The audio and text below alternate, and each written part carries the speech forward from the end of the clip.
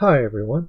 Today I specifically was reaching out to Atun Shei Films, who I wanted to extend an invitation towards, specifically regarding the recent announcement that they released concerning their upcoming vampire movie, The Vampires of New Orleans. So when I talk about that in this video, I'm specifically referring to this post here, which I will link in the description of my video. The point of this video then is to extend an invitation to Atun Shei Films where I want to either watch the film and review it and or interview them concerning the Vampires of New Orleans. Apart from just saying that here, I thought I would also read what I wrote to them. I wrote it initially in an email, but I thought, hey, I may as well share it elsewhere. We live in the age of social media. It's not the 90s anymore. So I thought I would reach out to them publicly on YouTube and elsewhere, such as on Bsky, extending the same invitation and providing some additional citations, sources saying, hey, this is what I'm about, i.e. I'm a Gothicist, I'm into camping the fash through fetish gear, I'm into vampires and various other things, and just extending that with the offer itself and saying, hey, this is what I'm about, this is a good faith offer, and let's see if they find it interesting. So real quick, just to read what they wrote initially. Vampire movies can be creepy, sexy, atmospheric, and fun. They're rarely legitimately frightening, but there are scenes in The Vampires of New Orleans that make the hairs stand up on the back of my neck every time I play them back, and that's just the shitty rough cut, with no finished sound effects, music, or special effects. Y'all have no idea what's about to hit you. Good lord, this movie's gonna blow your socks off. To which I respond, a day ago, you know what, mister?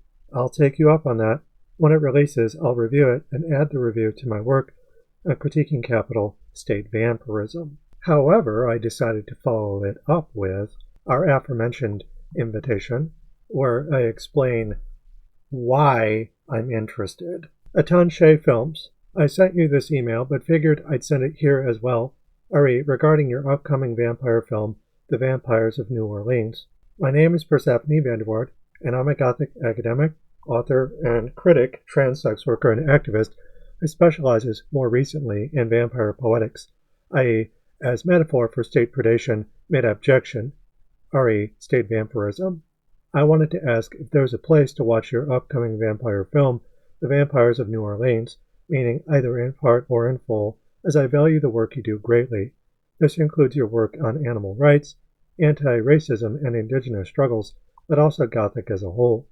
One Gothic nerd to another, I would very much like to review The Vampires of New Orleans or interview you about it as part of my state vampirism compendium.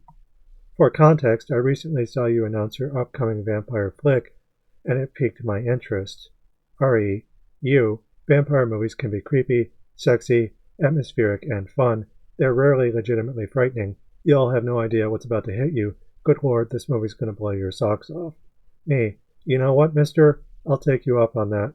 When it releases, I'll review it and add the review to my work on critiquing capital state vampirism.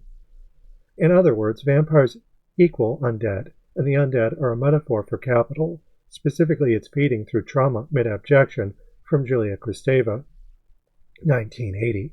Frankly, they have been since before Marx, but certainly after him and his famous Spectre's dialectical material critique. This ranges from myself and my work in the 2010s and 2020s, but also Creed and Derrida in 1993, George Romero in the 1960s and 70s, and Matheson in 1954 and similar works, e.g. Body Snatchers or The Thing from Another World, etc., Lugosi's 1932 White Zombie as arguably the first zombie film in the modern sense, not including Whale's Frankenstein from a year prior, see Attack of the Bourgeois Brain Eaters, 2004, all of them preceded by Marx's Gothic paraphernalia in the mid-1800s, 1848 with his Manifesto and Spectres, and 1867 with Capital and Vampires, and tout le monde beaten to the punch by Mary Shelley's seminal 1818 novel Frankenstein or the Modern Prometheus, which I recall you covering yourself in The Sexual Politics of Frankenstein, though I haven't seen it yet. as I've written on extensively myself after finishing my book series, whose Undead module dedicates to zombies, vampires, and other undead poetics. In Gothic, there's also an overarching element of vaudeville and exploitation, which Liberation shares the same language, bodies, and costumes with in duality. Thus speaks subsequently to your tactical frivolity, conning theatrically on fascism / reversing abjection, me vis-a-vis Kristeva, but also Creed's monstrous feminine, literally wearing Nazi mil-spec outfits in your own work. To conclude and reiterate, I would like to see your work and synthesize it to my larger corpus thereof, re state vampirism. Feel free to reply with the necessary details if you wish to take part. I also do horror interviews if you'd like to do something more conversational, e.g. Ilian Orr 2019 Q&A, Kaylee and Sam Spear meet the directors. Yours, Persephone. Works cited: Gothic Communism Safe for Work Promo 2025, State Vampirism 2026, Barbara Creed's The Monstrous Feminine, and Jacques Derrida's Spectres of Marx 1993, Marxist Communist Manifesto 1848, and Limits of the Working Day on Vampires from Capital 1867, my Ilian Orr Q&A, Kaylee and Sam Meet the Directors 2019, my age-gated post on Nick's Movie Insights, reviewing Del Toro's Frankenstein and celebrating Mary Shelley's immortal legacy, They're Making the Frogs Gay, or Sex Workers' Musings on Tactical Frivolity to Combat Racism and Other Bigotries, also age-gated, on my website, part of my Undead module, Bad Dreams or Surviving the Zombie Apocalypse Part 1, Police States, Foreign Atrocities, and the Imperial Boomerang, also age-gated.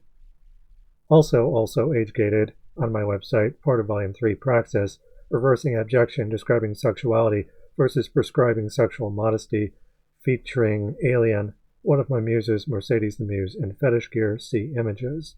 They're also a big Tromat, Toxic, Avenger fan, and filmmaker themselves. And finally, Atun Shei and Nazi Gear, Camping the Fash. These are the images here that you can scroll through.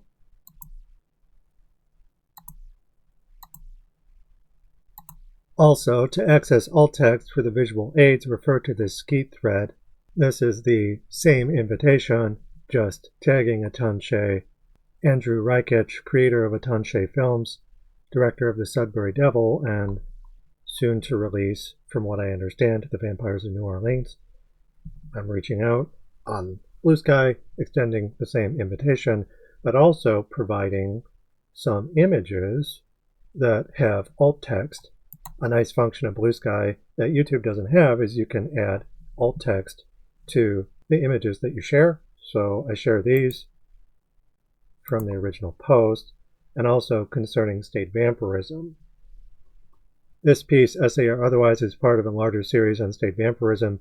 As I conceive it, state vampirism equals feeding through the state mid-abjection, be it openly capitalist or Marxist-Leninist. These are largely questions of aesthetic, whose Promethean self-destructive function extends to other configurations of homeless, e.g. Zionism. Furthermore, there's overlap between my anti-Zionist work and my work critiquing Marxist-Leninism, state vampirism alongside capital, so consider reading both. Abjection, which state predation and revolutionary action both rely on to function, i.e. on the aegis of something to further or reverse mid-vampirism through paid unpaid labor, re me vis-a-vis Julia Kristeva.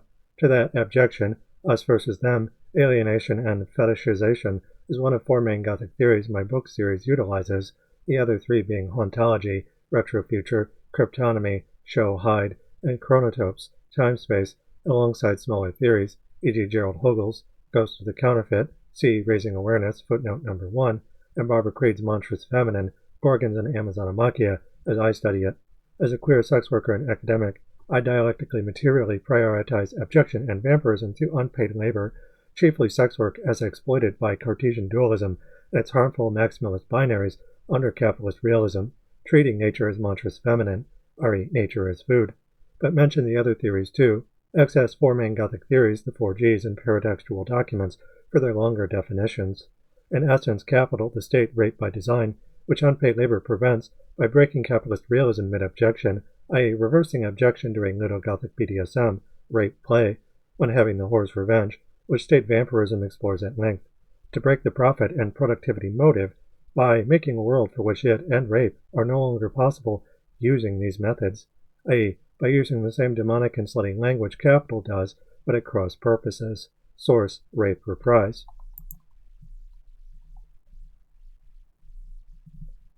I go on to add in the thread, big on eco-socialism, plus intersectional solidarity that marry class, culture, and race, e.g. indigenous struggles, alongside my Irish Smiley partner and ecologist fellow sex worker Barking on Maine, also known as Bay Ryan, but also BDSM with Muse fellow filmmaker Mercedes the Muse.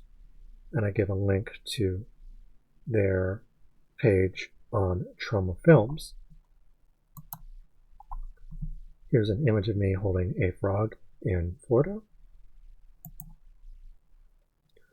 This is an excerpt from a conversation between Bay and I discussing tactical frivolity from my essay of the same name. Source: Christy Thompson's The Ice Protest Frogs Have a Long History of Tactical Frivolity Behind Them. Bay, seeing a lot of tactical frivolity around the world at different protests recently, guys dressing up as mimes and clowns and making fun of ICE agents, people dancing to fight the power, LMAO. Genuinely, I think it's an incredibly important aspect of direct action and protest, clandestine, insurgent, rebel clown army. I'm convinced the frogs started this wave of it, but tactical frivolity is an old kind of protest. Queer people have always, in recent history, championed it, especially in the West, because queer joy is a fantastic way to de-escalate and overwhelm people. It's why they, cops, hate it so much. Me, like a puppet show, with Plato's allegory of the cave classically using shadow puppets. Bay, it creates a space that sits between total compliance and violent confrontation, and uses that to delegitimize the force they're standing against, i.e. showing absurdity makes authoritarian response look extra insane, e.g. police using riot gear against someone in a blow-up dinosaur costume or a frog suit will never not appear unjust or cruel to the public. It makes the dividing line extra apparent. Engage in our KFAB, suspend your own disbelief, and you will reveal the absurdity of their unironic reality. The Nazi force of will argument, following the leader into an early grave, death before dishonor. The Frog Brigade are genuine champions of the movement. I saw one in Adelaide, cites the Marshall Project above. Here's an image of Bay themselves. The editor, co-editor, and co-writer of our book series, Sex Positivity versus Sex Coercion, or Gothic Communism, Liberating Sex Work Under Capitalism Through Iconoclastic Art, written and illustrated by Persephone van der Waard, with her original artwork and art for this book made in collaboration with fellow sex workers and artists, edited and co-written by Bay Ryan, over 3,900 illustrations and exhibits, contains academic, erotic, and triggering materials for purposes of critiquing capital, organized religion, for promoting non-coercive sex education, and for providing parody transformation of canonical works. Copyright vanderwaardart.com. And last but not least, Mercedes the Muse in fetish gear while holding a copy of Richard Wortley's erotic movies. They have an anarcho-feminist tattoo on their shoulder, and I link to their page on my website where you can learn more about them, albeit in a not safe for work format. Last but not least, I work with a variety of performers. This includes people who do BDSM, sex workers, dominatrixes, and gender non-conforming people, indigenous or otherwise. Ari Bay Ryan is indigenous, disabled, neurodivergent, and a sex worker themselves, but also an ecologist. So that's an eco-socialist component, but intersectional solidarity extends to other sex workers that I work with as well, who are all a bunch of theater nerds. For example, someone who reposted this invitation to you is Maddie Minks, feral librarian of pleasure. And if we go here in my most recent book debut announcement, the practice volume, you can see Maddie Minks on the cover. And it's kind of hard to make out here, but they have the catechus on their chest above their boobs, and on their stomach they have a tattoo of Medusa. So Maddie Minks is someone I've worked with. They're the cover model for one of my books, And they are someone who takes a lot of the ideas that I discuss, but also you yourself discuss when you analyze Frankenstein and similar horror films. Medusa is a vampire. Medusa is a zombie, is undead, is a demon, is an animal monster, a woman with snakes for hair. And the horror's revenge is to punch up against the state in ways that me and mine cover. And if you were to partake in our work or allow me to synthesize your work with mine, our powers combined through either an interview or a review of your upcoming vampire film, you would be associating with a bunch of gay horrors, specifically gender nonconforming queer horrors. So not necessarily a way to make a lot of friends in times of crisis, but a way for you, Faramir, Captain of Gondor, to prove your quality. If you want to be an ally to queer people, now's your chance. So, yeah, Atun Shei Films, I deeply respect you and the work that you do. I cite you repeatedly in my book series.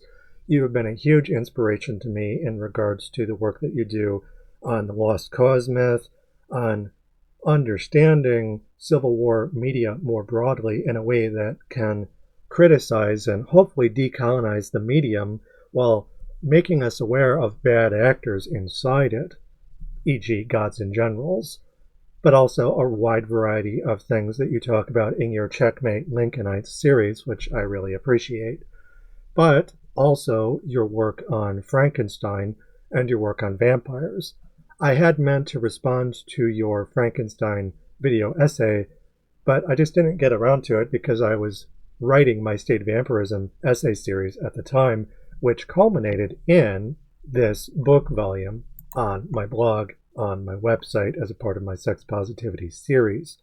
So I just didn't get around to it at the time, but I would like to extend the time to potentially interviewing you and reviewing your film at the very least, if you can tell me where to access it, either prematurely, if I could be like a early screening, or have access to like a trailer, a rough cut, something, I will happily write about it in a way that synthesizes it, not just to my research on vampires, but to sex work, to unpaid labor, care, and sex workers more broadly, punching up against the state, capital, the nuclear model, what have you.